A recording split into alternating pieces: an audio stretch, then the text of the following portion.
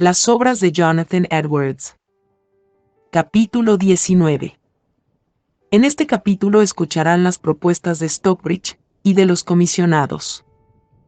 Se dará detalles de la visita del señor Edwards a Stockbridge.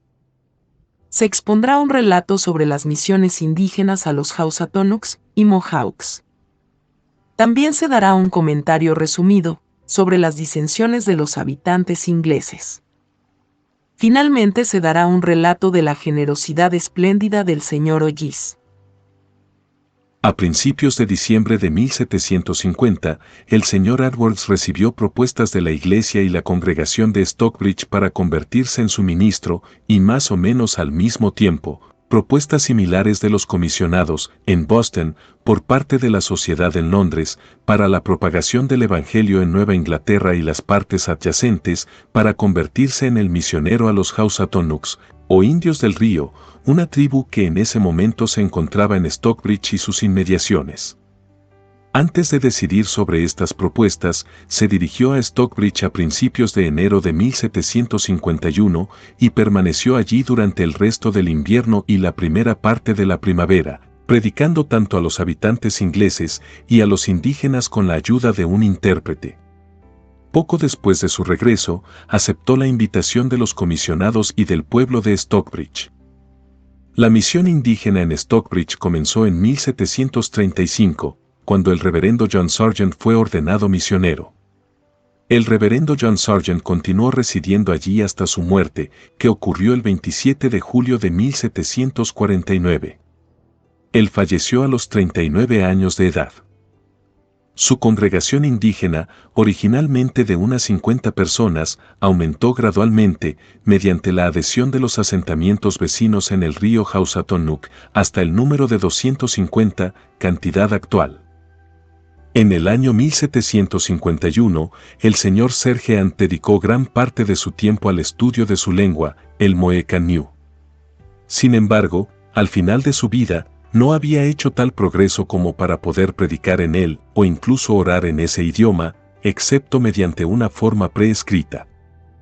Finalmente lamentó el tiempo y el trabajo perdido y expresó su convicción de que sería mucho mejor para su sucesor no aprender el idioma, sino predicar mediante un intérprete y enseñar a los hijos de los indios el idioma inglés, mediante la ayuda de los maestros de escuela.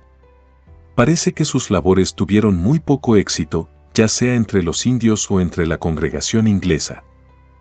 Se estableció una escuela para la instrucción de los niños indígenas al comienzo de la misión y se puso bajo el cuidado de Don Timothy Woodbridge, uno de los colonos pioneros de Stockbridge, y caracterizado por el señor Edwards como un hombre de muy buenas habilidades, de carácter varonil, honesto y generoso, y que con su conducta íntegra y modales agradables, se había ganado el afecto y la confianza de los indios.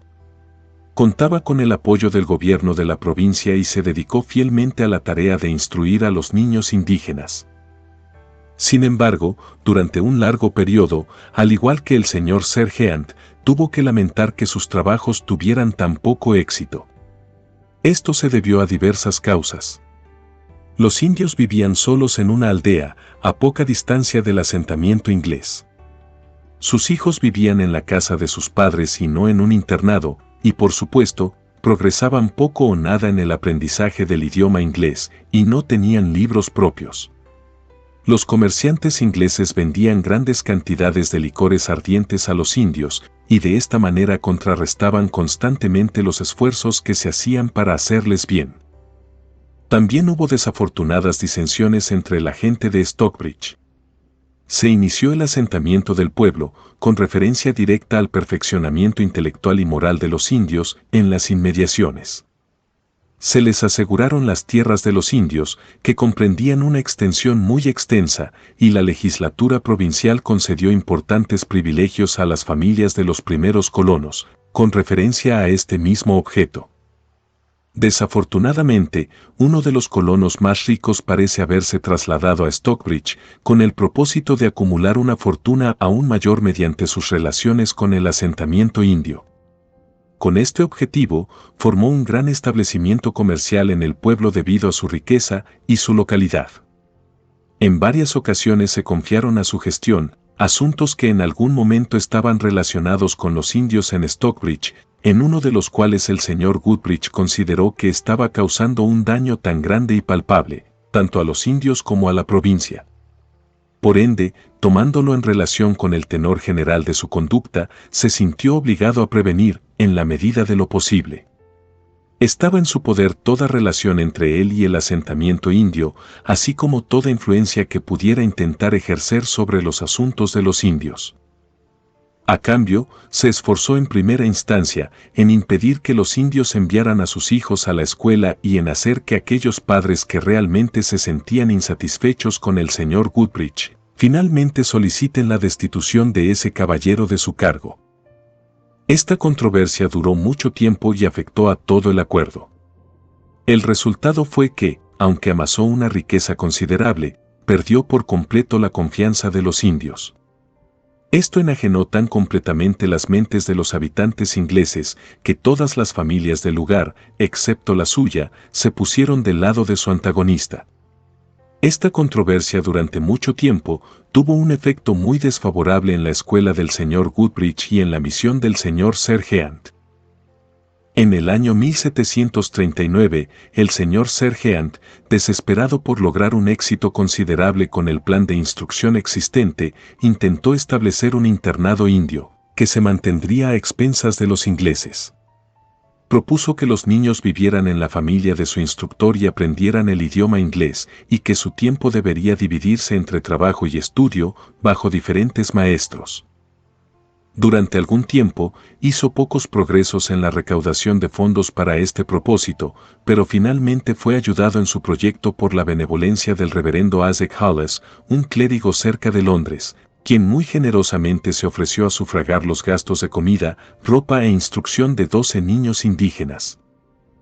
En ese momento no se construyó ninguna pensión, y durante un largo periodo, al señor Sergeant le resultó imposible buscar una persona debidamente cualificada para hacerse cargo de la escuela. Sin embargo, para comenzar el trabajo, el señor Sergeant contrató como maestro temporal, hasta que se pudiera buscar uno competente, al capitán Martin Kellogg, un hombre analfabeto, originalmente granjero y posteriormente soldado, de unos 60 años de edad, muy cojo y totalmente desacostumbrado al negocio de la instrucción. Su hermana, la señora Ashley, esposa del capitán Ashley de Suffield, que había sido hecha prisionera cuando era niña por los iroqueses, entendía perfectamente el idioma de los indios.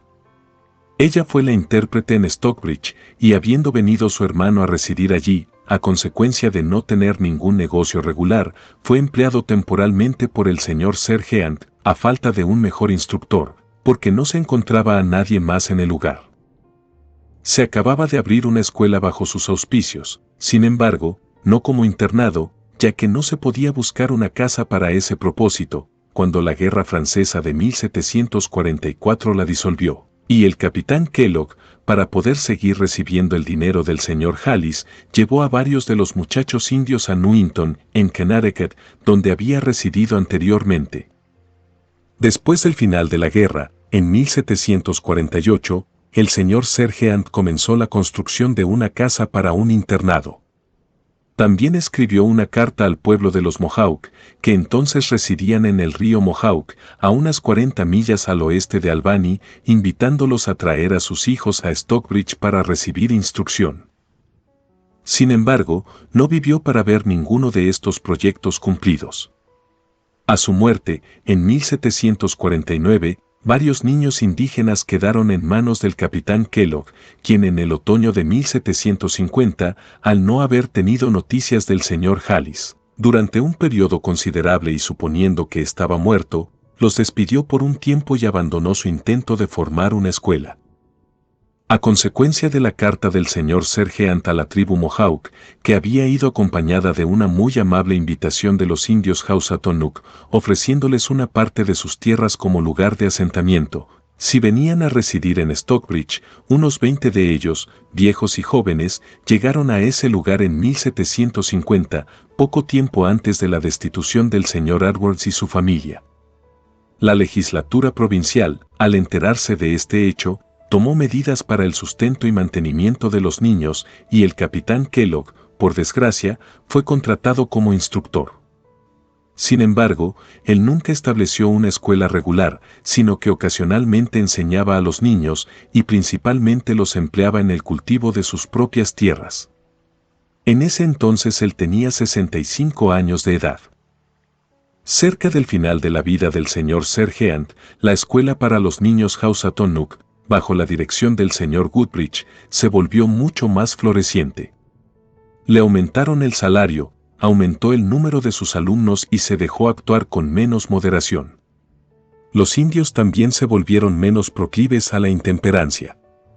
La influencia de la familia también se extinguió. Los habitantes ingleses tuvieron que tomar un hombre del lado opuesto en la controversia, y los indios consideraban al señor Goodrich como su mejor amigo y a su oponente como su peor enemigo.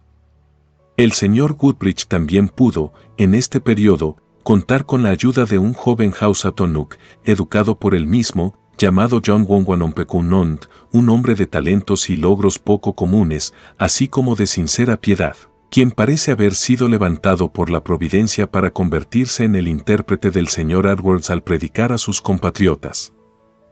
El señor Hallis, habiendo oído hablar de la llegada de los Mohawks a Stockbridge y suponiendo que se estableció un internado regular bajo el cuidado del capitán Kellogg, le escribió para aumentar el número de niños a 24, que serían mantenidos e instruidos a su expensa.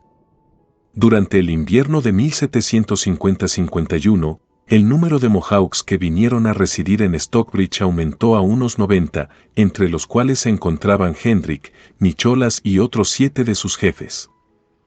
Tal era el estado de las cosas en Stockbridge, y tal el estado de la misión indígena y de las escuelas indias, cuando el señor Edwards fue invitado a trasladarse a ese lugar. La familia al principio ejerció toda su influencia para impedir que aceptara una invitación de la gente de Stockbridge, pero al descubrir que la iglesia y la parroquia, con excepción de ellos mismos, eran unánimes al hacer la invitación y que también estaban muy ansiosos de que él la aceptara, descubrieron que no había posibilidad de producir un cambio en la mentalidad de los comisionados en Boston, concluyeron que si esa oposición continuaba, eso debía terminar en una total desconcertación. Por ello cambiaron de parecer y profesaron estar muy satisfechos de que él se estableciera entre ellos. Después de su regreso a Northampton en la primavera de 1751, el señor Edwards, antes de tomar una decisión definitiva, visitó a su excelencia, el Sir William Pepperell, en Kitty, para conocer las opiniones reales del gobierno con respecto al establecimiento indígena en Stockbridge, y habiendo recibido garantías satisfactorias sobre este tema, poco después anunció a la gente de Stockbridge y a los comisionados de Boston que aceptaba sus respectivas invitaciones. En la tercera semana de junio volvió a Stockbridge y permaneció allí durante la mayor parte del mes siguiente. Mientras estuvo en Stockbridge, dirigió la siguiente carta al reverendo señor Erskine. Stockbridge, 28 de junio de 1751. Reverendo y querido hermano. Recientemente recibí el Tratado sobre la Restauración de los Judíos y un folleto titulado Un discurso serio a la Iglesia de Escocia y un sermón sobre las calificaciones de los maestros del cristianismo, predicados por usted ante el sínodo, con las notas de Glass, sobre los textos bíblicos número 5. Estos folletos estaban encerrados en un envoltorio, con la inscripción de tu mano. También había en el paquete un breve anuncio sobre uno de los folletos, escrito con tu mano, aunque sin fecha o nombre o cualquier letra en el paquete. Aún así, concluyo que estos folletos fueron enviados por usted y en consecuencia, ahora le agradezco por ellos. Su discurso sobre las cualificaciones de los maestros del cristianismo es un regalo muy aceptable. Las notas de Glass sobre los textos bíblicos contienen algunas cosas que son muy curiosas y descubren un estudio minucioso y un genio crítico. El Tratado sobre la Restauración de los Judíos, si fue escrito por un teólogo cristiano, es algo extraño e inexplicable, por razón de que no se dice ni insinúa nada sobre la conversión de los judíos a la fe cristiana, ni siquiera una mención de Jesucristo. Que él sostenga que las profecías de Ezequiel se cumplirán literalmente con relación a la construcción de un templo y una ciudad como los que allí se describen. El nacimiento de tal río desde el umbral del templo y desembocando en el mar del este, y los judíos ofreciendo sacrificios y observando otros ritos mencionados en Ezequiel, y que el Mesías aún está por venir y reinar en Jerusalén como príncipe temporal, entre otras observaciones. Estoy completamente perdido en cuanto al verdadero propósito del autor, ya sea para promover el judaísmo o el deísmo, o simplemente para entretener a sus lectores. Desde que recibí estos folletos, he recibido cartas de todos mis corresponsales en Escocia, pero ninguno de ti. El señor M. Laurin habla de su escritura o de su intención de escribir, pero sugiere que posiblemente su carta no llegaría tan pronto como el resto, de modo que espero recibir dentro de poco una carta tuya. Las cartas que he recibido de mis otros corresponsales mencionan un gran resurgimiento de la religión en Gelderland. El señor M. Laurin me ha enviado informes impresos del mismo, publicados, según tengo entendido, por el señor Hughes, su yerno, siendo extractos de cartas de Holanda. Ya me enteré de ello antes, en una carta del señor Davenport, quien, en su mayor parte, reside en Nueva Jersey. El relato que escribió fue traído desde Holanda por un joven ministro holandés, cuyo nombre es John Frelinghuysen, nacido en Nueva Jersey, segundo hijo de un eminente ministro holandés allí. Su hermano mayor está establecido en Albany, y según todos los indicios, es un ministro capaz y fiel. Este segundo hijo ha estado en Holanda 2 años, supongo que para perfeccionar su educación en una de sus universidades, donde también recibió su educación su hermano. Llegó a América el verano pasado, recién casado y ordenado en Holanda, para hacerse al cargo pastoral de algunos de los lugares que habían estado bajo el cuidado de su padre. Los relatos que el señor Davenport da sobre él no son tan particulares como los que publica el señor Hughes. Pero hay una circunstancia material e importante que él menciona que no se tiene en cuenta en los relatos de Escocia, a saber, que el estatuder estaba muy satisfecho con el trabajo. Al mismo tiempo que nos regocijamos en esa obra gloriosa y alabamos a Dios por ella, nos concierne orar cuidadosamente para que los ministros y el pueblo de Dios sean dirigidos en tal estado de cosas, en el que la sabiduría y la gran discreción son sumamente importantes. Se necesita un gran cuidado y habilidad para distinguir entre la religión verdadera y la falsa, entre aquellas experiencias internas que son de la influencia salvadora del Espíritu de Dios y las que son de Satanás, transformándose en ángel de luz. Sin esto, se puede esperar que el gran engañador se insinúe gradualmente, actuando disfrazado, tendrá la intención de ser un celoso asistente en la construcción del templo, sí, y digo, el principal arquitecto. Pero su verdadero proyecto será derribar todo y construir Babel, en lugar del templo de Dios, finalmente para gran reproche y dolor de todos los verdaderos amigos de la religión y el altivo triunfo de sus adversarios. Si se me permite una conjetura sobre este asunto, puedo decir que ahí reside el mayor peligro para la gente de Gelderland, que está involucrada en este trabajo. Ojalá tuvieran todos los beneficios de la última experiencia de esta parte de la Iglesia de Dios, aquí en América.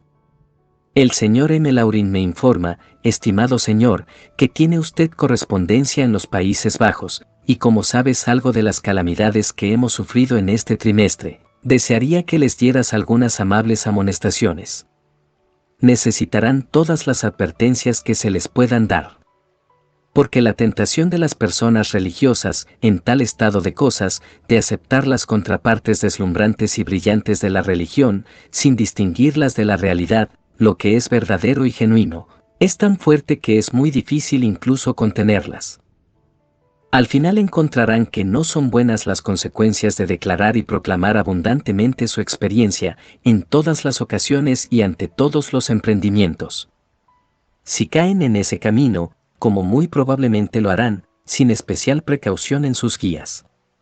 No me preocupa tanto el peligro que pueda interesar el resurgimiento de la religión en Gelderland, por una oposición abierta y violenta, sino más bien, la astucia secreta, sutil e indiscernible de la serpiente antigua. Según tengo entendido, los ministros piadosos de los Países Bajos están preocupados por obtener testimonios del efecto duradero del despertar en Escocia y América. Creo que es conveniente que conozcan la verdad misma del caso y que las cosas no se representen ni mejor ni peor de lo que son. Si estuvieran peor representados, eso alentaría a personas que serían oponentes irrazonables. Si es mejor, eso podría impedir una precaución muy necesaria por parte de los verdaderos amigos del despertar. Hay, sin duda, muchísimos casos en Nueva Inglaterra, en general, de perseverancia de quienes se pensaba que habían recibido los beneficios salvadores del tardío resurgimiento de la religión, y de continuar caminando en novedad de vida, y como corresponde a santos, casos que son indiscutibles y que los hombres deben estar obstinadamente ciegos para no ver. Pero creo que la proporción aquí no es tan grande como en Escocia. No puedo decir que la mayor parte de los supuestos conversos den motivos, por su conversación, para suponer que son verdaderos conversos. La proporción tal vez pueda representarse más fielmente por la proporción de las flores de un árbol que permanece y llega a dar frutos maduros, con respecto al número total de flores en la primavera. En la carta antes mencionada, que recibí recientemente del señor Davenport, él menciona algunos grados de despertar en algunos lugares de Nueva Jersey. A continuación, extractos de la carta del señor Davenport. Regresé el mes pasado de Cape May, donde había estado trabajando algún tiempo, con poco o ningún éxito, en cuanto a los no regenerados, con excepto en animarlos un poco, el último día de mi predicación entre ellos. Sin embargo, bendito sea Dios, escucho del éxito de varios ministros en Jersey y del resurgimiento de la religión en algunos lugares, aunque en la mayoría son tiempos de mucha apatía. El señor Reed de Bound tiene, según tengo entendido, cierto aliento, debido a que algunos en ese lugar están bajo convicción. El señor Canary, que probablemente se establecerá en Baskinridge, según tengo entendido, tiene aún más estímulo, y más aún el señor John Frelinghuysen entre los holandeses. Él es el segundo hijo del señor Frelinghuysen, mencionado en su relato, que murió hace unos años. Este segundo hijo vino de Holanda, donde había estado 2 años, y fue ordenado poco antes de su llegada, el verano pasado. Creo que los ministros piadosos entre los holandeses aumentan más rápidamente que entre otras personas. Yo estaba en la casa de uno de ellos, el señor Barbrick, cuando avancé en este viaje. Él fue ordenado el otoño pasado, a unas 5 millas más allá de Dobbs Ferry, en el gobierno de Nueva York. El señor William Tennant me dijo que el señor John Light, un joven y piadoso ministro holandés en Nueva Jersey, estaba traduciendo los relatos de Holanda al inglés. El señor Branner ha tenido algún éxito especial últimamente, gracias a la misericordia, de modo que 9 o 10 indios parecen estar convencidos, según me dice, y como 12 de la gente blanca cerca de ellos, que solían ser tontos como los muy paganos, y muchos otros más reflexivos y serios. Últimamente el señor Sackett se ha visto favorecido con un éxito peculiar al reducir un número de personas alejadas e infectadas por los separatistas, y algunos de los esfuerzos que he realizado desde entonces, y con él, confío, no han sido del todo en vano. Que el buen Señor conceda que cese la religión falsa y que la religión verdadera prevalezca en toda la tierra. Esta carta del señor Davenport estaba fechada el 26 de abril de 1751. Los holandeses de las provincias de Nueva York y Nueva Jersey han tenido fama de ser en general sumamente ignorantes, tontos y profanos, poco mejores que los salvajes de nuestros desiertos de América. Pero es notable que las cosas ahora empiecen a parecer más esperanzadoras entre ellos, casi al mismo tiempo que la religión está reviviendo entre los holandeses en su madre patria.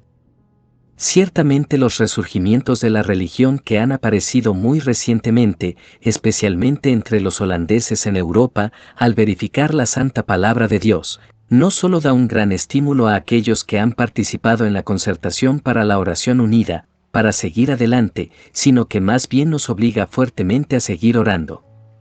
Esto también muestra que será una falta agravada, que si después de que Dios haya hecho cosas tan gloriosas, tan pronto después de que hayamos comenzado a pedirlas de manera extraordinaria, que luego nos enfriemos, nos relajemos, y comencemos a desmayarnos. Creo que lo que Dios ha hecho ahora bien puede hacer que aquellos que al principio parecían, con cierto celo, participar en el asunto, pero se han descuidado y lo han abandonado, reflexionen sobre sí mismos con sonrojo y confusión. ¿Qué pasaría si usted, querido señor, y otros ministros de Escocia, que han estado involucrados en este asunto, aprovecharan ahora la ocasión para informar a los ministros de los Países Bajos sobre el mismo y animarlos a participar y unirse a nosotros en nuestras oraciones extraordinarias, por un renacimiento universal de la religión? En cuanto a mis circunstancias actuales, vine la última semana a este lugar, habiendo asumido aquí el negocio de ser misionero a los indios. Habiendo sido elegido pastor de esta iglesia y elegido misionero por los comisionados de asuntos indígenas en Boston. Mi instalación está prevista para el segundo jueves del próximo mes. No espero estar listo para sacar a mi familia hasta el invierno. No obstante, debo remitirle, querido señor, a mis cartas escritas al señor M. Laurin y al señor Robe, para una descripción más completa de mis circunstancias y de las cosas que han sucedido en relación con ellas. Con esto le he enviado la gaceta que contiene el resultado del fenecido concilio de Northampton, y tengo la intención de ordenar que le presenten uno de mis sermones de despedida. Mi familia se encontraba en su estado de salud habitual cuando los dejé, a excepción de mi hijo menor, que tenía algo así como una fiebre intermitente.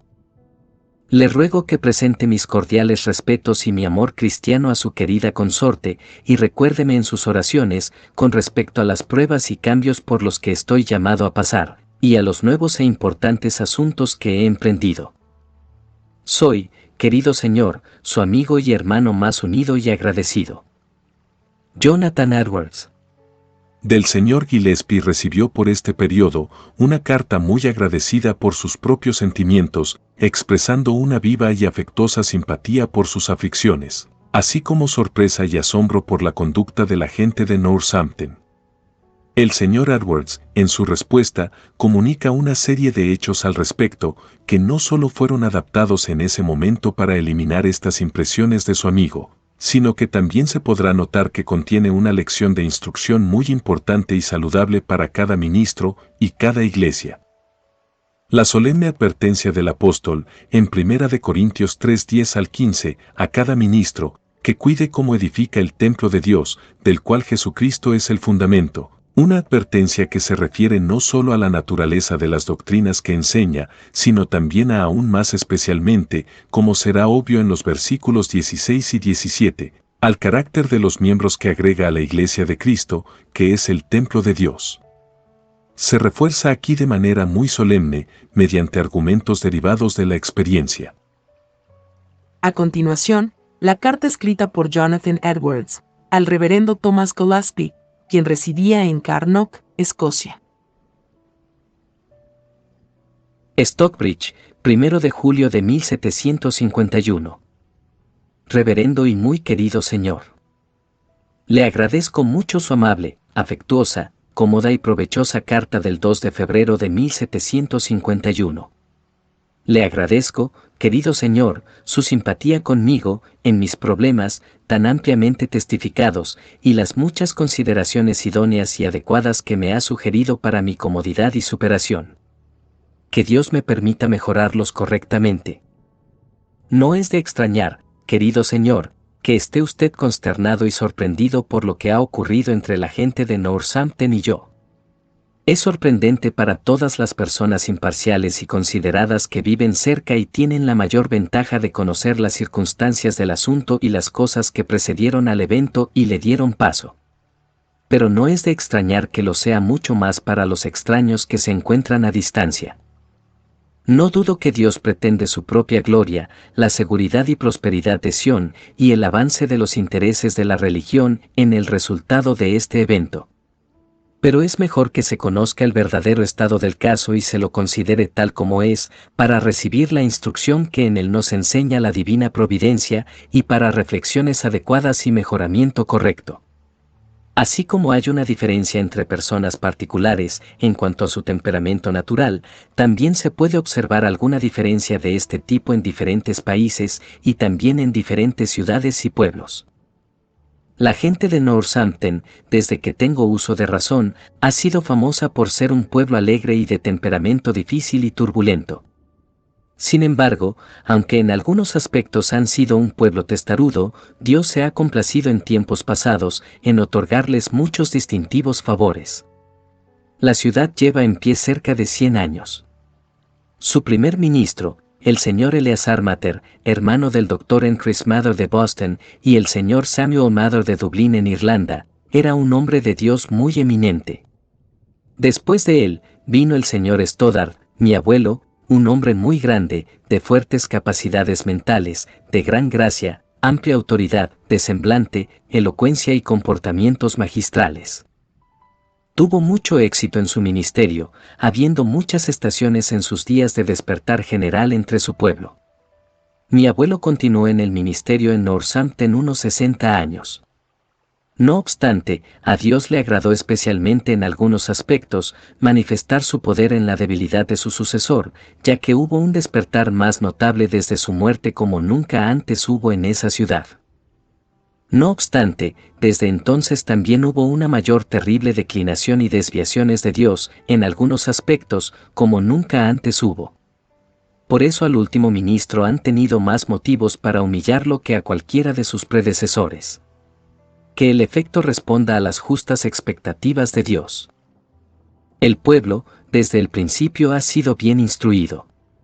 Ellos han tenido el nombre durante mucho tiempo de un pueblo muy conocedor, y entre ellos han aparecido muchas personas de buenas capacidades, y muchos nacidos en la ciudad han sido promovidos a lugares de confianza pública. Ellos han sido un pueblo distinguido por esto.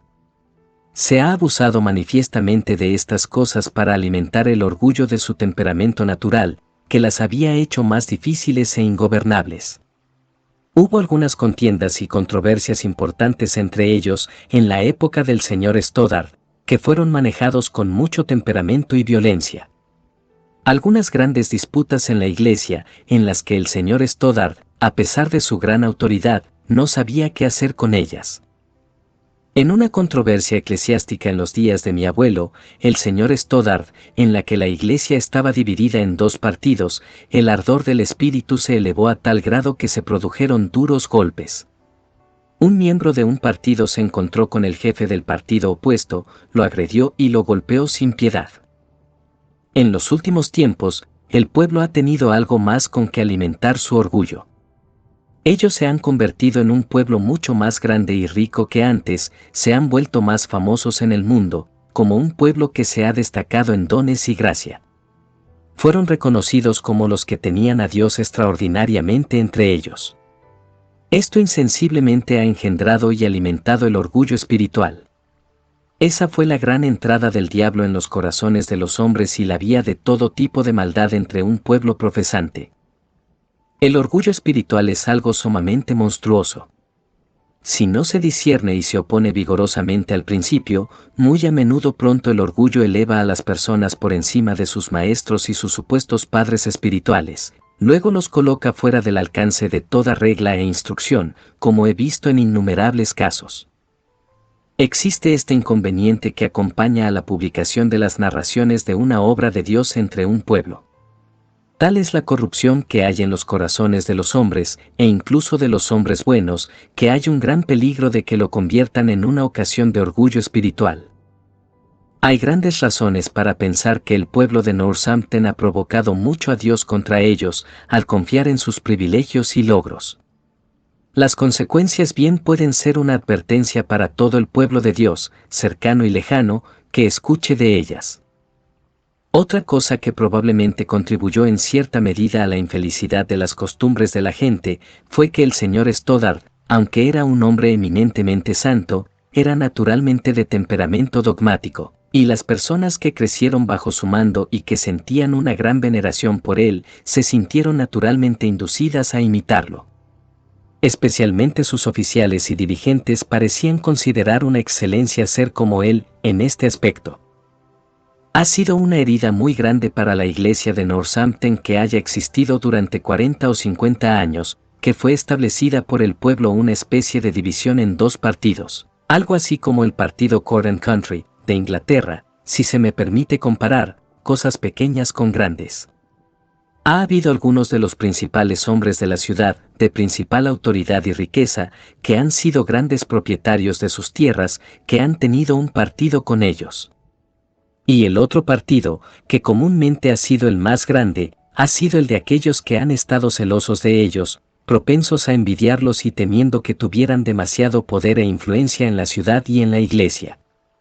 Esto ha sido motivo de innumerables contiendas entre el pueblo, de vez en cuando, lo cual ha sido sumamente doloroso para mí, y por el cual sin duda Dios ha sido terriblemente provocado, y su espíritu entristecido y apagado, y mucha confusión y muchas obras malas han sido introducidas y causadas. Otra cosa que evidentemente ha contribuido a nuestras calamidades es que la gente se había arraigado tanto en ciertas nociones y modos de religión erróneos que yo los encontré y de los que nunca pude sacarlos. Particularmente, era exagerado el método de poner casi todo el énfasis de sus esperanzas en la religión en la forma y prácticas particulares de la primera manifestación de la obra de Dios, es decir, la obra del Espíritu Santo en sus corazones, en la convicción y conversión. No obstante, no cuidaron el atender en sentido constante el temperamento de sus corazones y el curso de sus ejercicios y pruebas en la gracia, como evidencia de que realmente fueron salvados. Tampoco habían aprendido, y a muchos de ellos nunca se les pudo hacer aprender, a distinguir entre las impresiones de la imaginación y las experiencias espirituales vivas, y cuando estuve entre ellos, encontré que era una costumbre constante entre ellos, sin discreción ni distinción de ocasiones, lugares o compañías, declarar y publicar sus propias experiencias, y muchas veces hacerlo de manera ligera, sin ningún aire de solemnidad. Esta costumbre ha contribuido no poco al orgullo espiritual y a muchos otros males. Cuando me instalé por primera vez entre el pueblo, siendo joven y con poca experiencia, no era plenamente consciente de las malas consecuencias de tal costumbre, por lo que permití o al menos no testifiqué contra ello como debería haberlo hecho. Aquí deseo que se observe que estaría lejos de echar toda la culpa de las cosas dolorosas que han sucedido a la gente, como para suponer que no tengo motivos para reflexionar y humillarme ante Dios en esta ocasión. Soy sensible a que me conviene mirar lo que ha sucedido últimamente como un terrible seño del cielo sobre mí, así como sobre la gente. Dios conoce la pecaminosidad de mi corazón y las grandes y pecaminosas deficiencias y ofensas, de lo que he sido culpable durante mi ministerio en Northampton. Deseo que Dios me los descubra cada vez más, y que ahora efectivamente me humille, y mortifique mi orgullo y mi confianza en mí mismo, y me vacíe enteramente de mí mismo, que me haga saber que merezco ser echado lejos como pámpano abominable, y como un vaso en el que no hay deleite. Si puede concordar con su santa voluntad, deseo que me santifique y me haga un vaso más apto para el uso de mi Maestro. Sin embargo, deseo que me mejore como instrumento de su gloria y del bien de las almas de la humanidad. Una cosa que ha contribuido a que las cosas llegaran a ese punto en Northampton fue mi juventud y la falta de más juicio y experiencia en el momento de ese extraordinario despertar, hace unos 16 años. En lugar de un joven, faltaba un gigante, en juicio y discreción, entre un pueblo en tan extraordinario estado de cosas. En algunos aspectos, sin duda, mi confianza en mí mismo fue un gran daño para mí, pero en otros aspectos mi desconfianza hacia mí mismo me perjudicaba. Fue tal que no me atreví a actuar según mi propio juicio y no tuve fuerzas para oponerme a las nociones recibidas y a las costumbres establecidas, y así, testificar con valentía contra algunas flagrantes falsas apariencias y falsificaciones de la religión, hasta que fue demasiado tarde. Y por este medio, así como por otros, se afianzaron muchas cosas que han demostrado ser una terrible fuente de orgullo espiritual, y otras cosas que son sumamente contrarias al verdadero cristianismo. Si hubiera tenido más experiencia, madurez de juicio y coraje, habría guiado a mi pueblo de una mejor manera, los habría protegido mejor de las maquinaciones de Satanás y habría evitado la calamidad espiritual de muchas almas, y tal vez la ruina eterna de algunos. Y así haber hecho lo que habría tendido a alargar la tranquilidad de la ciudad. Sin embargo, sin duda en ese momento, hubo una obra muy gloriosa de Dios realizada en Northampton y hubo numerosos casos de conversión salvadora, aunque sin duda muchos fueron engañados y engañaron a otros. Y el número de verdaderos conversos no fue tan grande como se imaginaba entonces. Muchos pueden estar dispuestos, a partir de cosas que han sucedido últimamente, a determinar que toda la religión de Northampton ha quedado en la nada, y que todos los famosos despertares y resurgimientos de la religión en ese lugar resultaron ser nada más que extrañas mareas de un estado melancólico y caprichoso. Pero no llegarían a tal conclusión si conocieran exactamente el verdadero estado del caso y lo juzgaran con total calma e imparcialidad mental. Hay muchas cosas a considerar en el caso de Northampton. A continuación, mencionaré algunas. Primero, muchos de los que han participado con más ímpetu y han liderado y excitado principalmente a otros en ello, aunque han sido hombres destacados en la ciudad y han sido estimados considerables por su conocimiento, estado y edad, han sido maestros de religión. No obstante, no han sido los más famosos por su piedad. Segundo, los líderes que han estado más involucrados en este asunto, que se han esforzado mucho en agitar a otros que son inferiores, han tenido esta gran ventaja en sus manos. Que la controversia era una controversia religiosa, que aquello a lo que me opuse era lo que siempre habían supuesto que era parte de la verdad divina, una preciosa e importante doctrina de la palabra de Dios. Y que la causa de mis adversarios era la causa de Dios, lo que ha llevado a los más ignorantes y menos considerados a considerar su celo contra mí como virtud. Así incluso bautizaron sus pasiones y amarguras en tal causa, con nombres santificados. De esa manera dejaron sueltos sus pasiones para perseguir las opiniones de su amargura y violencia sin control de conciencia. Tercero, también han tenido la gran ventaja de la gran veneración que el pueblo tenía por la memoria del señor Stoddard, lo cual era tal, que muchos lo miraban casi como una especie de deidad. Todos ellos, con excepto los jóvenes, nacieron y se criaron bajo su ministerio y habían sido utilizados desde su infancia para estimar sus dichos como si fueran oráculos. Ellos sabían que él sostenía la doctrina a la que yo me opongo, con gran positivismo y celo. Sabían que él se oponía a la contraria, que yo sostengo, como una doctrina sumamente perniciosa. Bajo estas circunstancias, naturalmente aparezco como un peligroso opositor de la causa de Dios, y mi enseñanza e insistencia en la doctrina a la que se opuso el señor Stoddard, les parece una especie de horrible profanidad. Cuarto, hombres astutos han llenado abundantemente los oídos de los más ignorantes con sugerencias de que mi opinión tiende a derribar toda religión, a arruinar a las generaciones presentes y futuras, y hacer que todos los paganos los excluyan de la Iglesia de Cristo.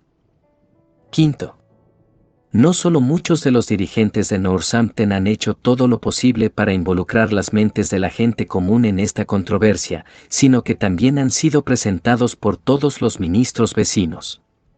Mis oponentes también han sido ayudados y acorralados por algunos a gran distancia, personas destacadas, y algunos grandes hombres de autoridad civil han tenido una gran influencia en ello.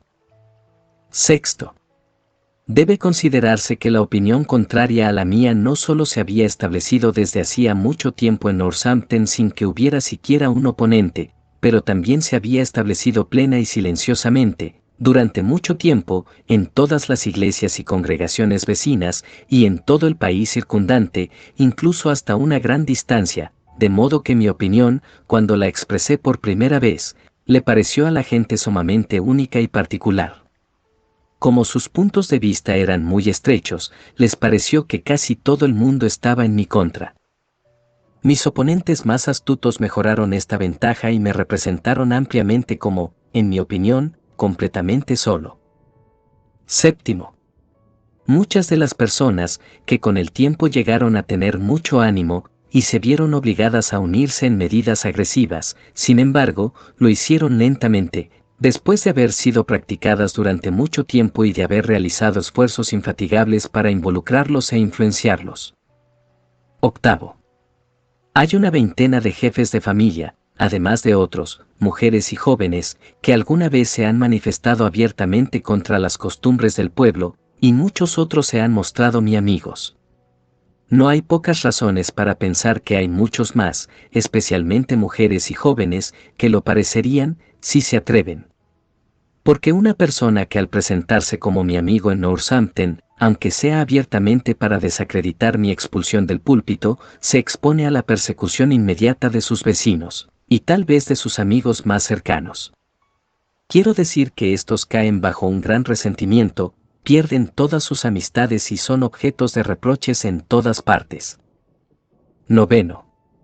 Debe considerarse que estas cosas sucedieron cuando Dios estaba muy apartado, y la religión era muy baja, no solo en Northampton, sino en toda Nueva Inglaterra.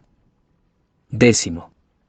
Creo que el diablo está muy alarmado por la oposición hecha a la floja doctrina de admisión a la Iglesia cristiana y a la práctica correspondiente, que había estado establecida durante tanto tiempo en Northampton y tan ampliamente en el país, en el cual encontró su explicación y esperó consecuencias más importantes y más agradables para él. Y Dios, con fines sabios, le ha permitido esforzarse, de manera extraordinaria, en oposición, como él ordinariamente hace, cuando la verdad está en el nacimiento. Pero mis observaciones sobre estas cosas me han llevado a una extensión inesperada y no me he dejado espacio ni tiempo para algunas otras cosas que escribiría de buen grado, por lo tanto, debo remitirte a mis cartas a mis otros corresponsales en Escocia, en particular, el señor M. Laurin, el señor Robe, el señor M. Cuyok y el señor Erskine. A algunos de ellos les he detallado un relato particular de mis circunstancias actuales y de cosas que han pasado últimamente en relación con ellas. De manera general, diría que he tenido un llamado para establecerme en Stockbridge, un lugar en las fronteras occidentales de Nueva Inglaterra, junto a la provincia de Nueva York, a unas 36 millas de Albany, y a unas 40 millas de Northampton, lugar donde el señor Sergeant fue ministro y misionero de los indios. Soy llamado por la iglesia aquí, constituida en parte por indios y en parte por ingleses, y soy nombrado misionero entre los indios por los comisionados de asuntos indios en Boston, de acuerdo con lo que sugieres en tu carta, como si hubieras podido prever eventos futuros, cuando dijiste: quizás debas trabajar donde el Evangelio ha sido poco comprendido o atendido. Supongo que este lugar será, en el futuro, el lugar de mi morada habitual, aunque pasarán algunos meses antes de que pueda trasladar a mi familia. Actualmente no tengo tiempo para escribir sobre el tema del que usted habla y me refiero a las impresiones y supuestas revelaciones inmediatas. No obstante, reconozco la enorme importancia del tema. Había comenzado a escribir algo contra los arminianos, antes de la última controversia, y últimamente el señor Williams ha escrito un libro en respuesta al mío sobre ese tema, lo cual me creo obligado a responder, si Dios me da oportunidad. Tengo mucho por instruirme aún, para comportarme como un peregrino y extranjero en la tierra. No obstante, en medio de los problemas y dificultades, recibo mucha misericordia. Particularmente tengo grandes motivos, y con abundante gratitud, para tomar nota de la gran amabilidad de mis amigos en Escocia. Bendito sea Dios, que nunca desampara a los que en Él confían, y nunca le faltan instrumentos para transmitir su bondad y liberalidad a quienes sufren por su causa. Me ocuparé de que, junto con esta carta, se le transmita uno de mis sermones de despedida y el resultado del consejo que se reunió en Northampton en mayo pasado. Recuérdeme, querido Señor, en el trono de la gracia, con respecto a todas mis pruebas, y con respecto a mis nuevas circunstancias y al importante servicio que he realizado en este lugar, y por favor, en la próxima, infórmame sobre tu familia y cuál es su estado. Soy, querido Señor, su más afectuoso amigo y hermano. Jonathan Edwards. La siguiente carta del señor Edwards al reverendo Isaac Hollis, patrón de una de las escuelas indias de Stockbridge, explicará algunas de las dificultades a las que fueron sometidas. Al señor Hollis. Stockbridge, 2 de julio de 1751. Reverendo y honrado señor. Habiendo visto su última carta al señor Prince de Boston y otra al capitán Kellogg, recibido este verano y habiendo sido recientemente nombrado misionero entre los indios en este lugar, me sentí obligado a aprovechar la primera oportunidad para escribirle a usted, que se ha esforzado de manera tan extraordinaria para promover nuestros intereses aquí, al servicio al que ahora me dedico. En parte lo hago para ofrecerte mi agradecimiento por lo que has hecho y te has ofrecido a hacer últimamente con un corazón tan ferviente y ensanchado, y una mano generosa, para el avance y ampliación del reino de la gracia de Cristo entre este pobre pueblo, y el eterno bienestar de sus almas. Lo que bien puede suscitar la alegría y la admiración de todos los buenos cristianos, el agradecimiento de todos los que hacen suyos los intereses de Sión, y especialmente de aquel que tiene las almas de los indios confiadas a su cuidado más inmediato. Escribo también, en parte para informaros de lo que he tenido oportunidad de observar, del estado de las cosas aquí, relativas al asunto de la instrucción de los indios, que tenéis derecho a saber, siendo un asunto en el que usted ha tenido mucho gusto en interesarse, y que depende en gran medida de los efectos de su más generosa beneficencia cristiana.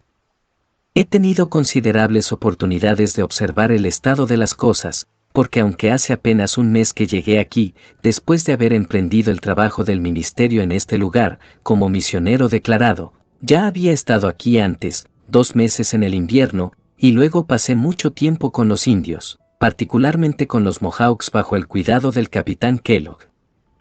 Hay aquí 2 escuelas para la instrucción de niños indígenas. Una bajo el cuidado del señor Timothy Woolbridge, que comenzó poco después de que el señor Sergeant comenzara a predicar a estos indios. Esta escuela está compuesta enteramente por los propios indios Housatonic. La otra es la escuela que comenzó bajo el cuidado del capitán Kellogg y el plan que proyectó el señor Sergeant. Fue también con los Housatonics, pero en el estado cambiante e inestable en el que se encuentran las cosas, desde la muerte del señor Sergeant ha alterado su forma. Consecuentemente los muchachos Housatonic lo han abandonado. Ahora está formado enteramente por niños Mohawk que han sido traídos aquí por sus padres, desde su propio pueblo, a unas 80 millas de aquí, con el fin de que se les enseñara a leer y escribir, y se les instruyera en la religión cristiana.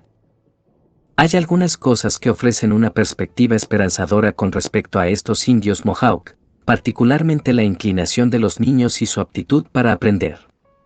Pero lo que evidentemente ha sido el mayor defecto desde el principio en el método de instrucción aquí es que no se han tomado medidas más adecuadas y eficaces para llevar a los niños que están aquí al conocimiento del idioma inglés. Por falta de esto, todo el trabajo y los costos que se han invertido en las escuelas aquí durante unos 14 años han tenido poco efecto o beneficio. Cuando a los niños se les enseña a leer, muchos de ellos, por falta del idioma inglés, no comprenden nada de lo que leen, sus libros están todos en inglés. Simplemente aprenden a emitir tales o cuales sonidos al ver tales o cuales marcas, pero no conocen el significado de las palabras, por lo que no obtienen beneficio ni placer leyendo. Por lo tanto, pronto estarán propensos a perder incluso lo que tienen aprendido, sin tener beneficio ni entretenimiento en el uso del mismo. Es en muchos otros relatos de gran importancia que se les debe enseñar el idioma inglés. Esto tendería en gran medida a mejorar sus instrucciones, ya que sus propios lenguajes bárbaros son sumamente estériles y muy inadecuados para expresar cosas morales y divinas. Esto también abriría sus mentes, y mediante su conocimiento y conversación con los ingleses, tendería a avanzar en su conocimiento y civilización. Se han hecho algunos esfuerzos para enseñar a los niños el idioma inglés, pero no se ha logrado nada muy considerable. Solo se me ocurren 2 maneras de lograrlo. Quizá, introduciendo a varios niños ingleses en las escuelas, para aprender con ellos y ser sus compañeros, o distribuyendo a los niños indígenas en familias inglesas, para que vivan allí 1 o 2 años, donde se les debe permitir hablar inglés y nada más. Luego se le debe regresar a las escuelas indias, para perfeccionarlos en lectura, escritura, el conocimiento de los principios de la religión y de todos los demás conocimientos útiles. Esto último, si se puede persuadir a sus padres para que den su consentimiento, como probablemente lo harán, será con mucho el más eficaz. Por lo tanto, Señor, propongo humildemente que se adopte algún método similar con respecto a los niños que se benefician de su liberalidad, y que parte de vuestra beneficencia se gaste de esta manera, bajo el cuidado de fideicomisarios prudentes y fieles, porque, para que el negocio se gestione cabalmente en el futuro, será necesario mucha actividad y cuidado, mucho más de lo que el maestro de escuela puede tener en su tiempo libre. Hay muchas cosas relativas a la regulación de los asuntos de la educación de los niños indígenas que parecen requerir en gran medida el cuidado de un número de personas, a quienes se les confiará la disposición de las cosas según su mejor discreción, enviando de vez en cuando una rendición de cuenta particular y exacta de la manera en que han dispuesto su dinero. Me sentí obligado a entregarle estas citaciones, estando usted a gran distancia y no siendo capaz de conocer el estado exacto de las cosas, más que por la información de aquellos que están en el lugar. Y es conveniente que usted conozca esas circunstancias, que son de tanta importancia para el asunto, que sin una debida consideración a ellas, el gran gasto en el que incurre, puede ser en gran medida en vano. Solicito humildemente sus oraciones a la fuente de toda luz y gracia, por su guía y asistencia en este importante servicio que he realizado últimamente en este lugar. Soy, honorable Señor, su más humilde servidor y afectuoso hermano en el ministerio del Evangelio. Jonathan Edwards. Se convocó una conferencia que se celebraría en Albany, la última semana de junio de 1751, entre los comisionados de los gobiernos de Massachusetts, Connecticut y Nueva York, y los jefes de los iroqueses, o los 6 pueblos, con el fin de llegar a un acuerdo tratado. Se ordenó a los comisionados de Massachusetts que pasaran por Stockbridge, de camino a Albany, con el fin de conferenciar con los Mohawk que ya estaban allí sobre su asentamiento en Nueva Inglaterra. A su llegada descubrieron que Hendrick y casi todos los jefes de familia, debido a su disgusto por el abandono de sus hijos por parte del capitán Kellogg, habían regresado a su propio pueblo.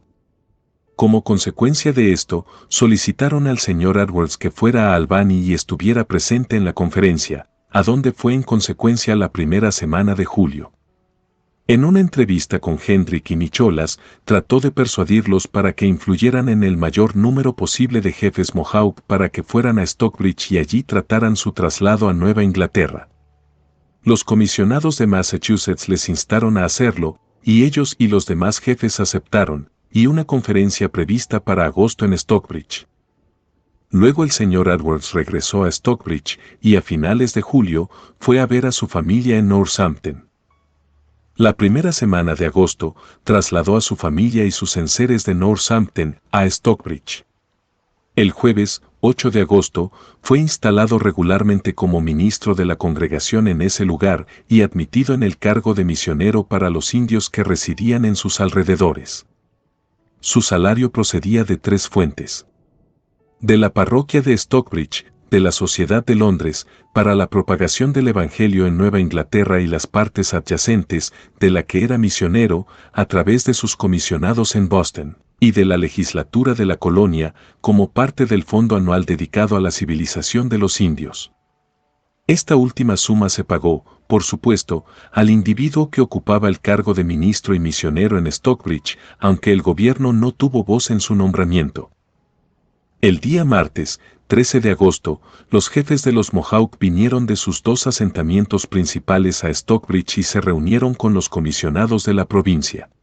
Los jefes expresaron un deseo muy fuerte de que sus hijos pudieran recibir instrucción, pero se opusieron al traslado a Stockbridge, basándose en que los asuntos de los Mohawks allí quedaron en la mayor confusión, que no se estableció ninguna escuela regular y no se tomaron medios exhaustivos para la educación de sus hijos.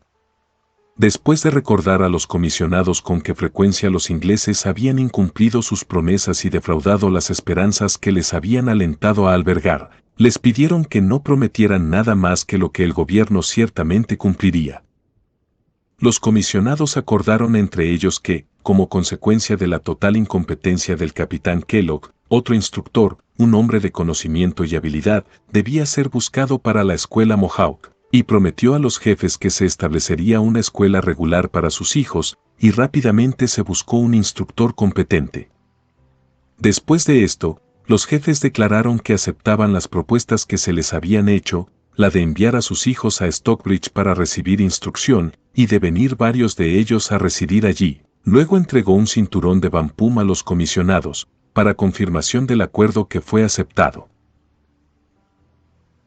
Los cinturones wampum son una forma de escritura, con símbolos tejidos en el cinturón que sirven como un dispositivo que ayuda a recordar a aquellos que llevan el conocimiento a la comunidad y lo comparten a través de historias, manteniendo viva la tradición oral. Cada cinturón Wampum cuenta una historia diferente. El jueves, 22 de agosto, el consejo se disolvió y los jefes se fueron a casa. Los Mohawk en esta época descubrieron un deseo muy fuerte de promover la educación de sus hijos y una disposición inusual a recibir instrucción religiosa, al igual que una parte de la tribu de los Oneyutas u Oneidas, que residían en Onoquauga, un asentamiento en Susquehanna. Los franceses, enterados de los esfuerzos hechos por los ingleses a favor de los Mohawk, estaban muy ocupados en seducirlos a ellos y a las otras tribus de los iroqueses para que emigraran a Canadá. En realidad ellos estaban erigiendo una cadena de fuertes que se extendía desde Canadá a través de Nueva York, Pensilvania y en la naturaleza más allá hasta del Mississippi. El señor Edwards, creyendo que si no se mantenía la máxima buena fe con los Mohawk, todo el plan de instruirlos sería frustrado, y considerando el periodo como el más crítico para el bienestar de las colonias británicas, dirigió una carta sobre el tema de los indios al honorable Thomas Hubbard, presidente de la Cámara de la Asamblea. En esta carta daba cuenta del consejo celebrado con los jefes de los Mohawks en Stockbridge y su acuerdo para fomentar la educación de sus hijos en ese lugar. Mencionó el interés sentido en el tema por los Mohawks y los Oneyutas y por algunos de los Tuscaroras. También afirmó la enorme importancia de la crisis existente para asegurar la amistad de los 6 pueblos. Declaró las maquinaciones de los franceses para seducirlos del interés inglés y sus movimientos hostiles en el oeste. Señaló la instrucción religiosa y literaria de los indios como el único medio de asegurar su adhesión a la causa británica y detalló las medidas necesarias a seguir en Stockbridge para promover estos grandes objetivos. Esta interesante carta, lamentablemente no pudo ser insertada aquí, debido a la extrema extensión de la misma. Cuando el señor Edwards trasladó a su familia a Stockbridge, se sintió sumamente avergonzado por la dificultad de buscar el terreno necesario para su alojamiento inmediato.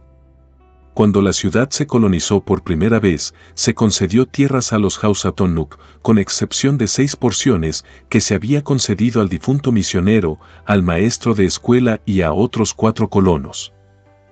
Estas 6 porciones estaban ahora distribuidas entre 14 propietarios y únicamente se podían adquirir a un precio muy elevado. Por lo tanto, el señor Edwards presentó una petición al Tribunal General en su sesión de octubre de 1751, pidiendo permiso para comprar las tierras necesarias para su propio alojamiento. Una granja en el centro de la ciudad y un terreno boscoso en las afueras. La legislatura le concedió permiso para comprar las propiedades y recomendó a los habitantes ingleses que proporcionaran las tierras boscosas necesarias para su ministro. En el terreno que compró, cerca del centro de la ciudad, el señor Edwards, poco después, erigió una cómoda vivienda que todavía está en pie. Fin del capítulo 19.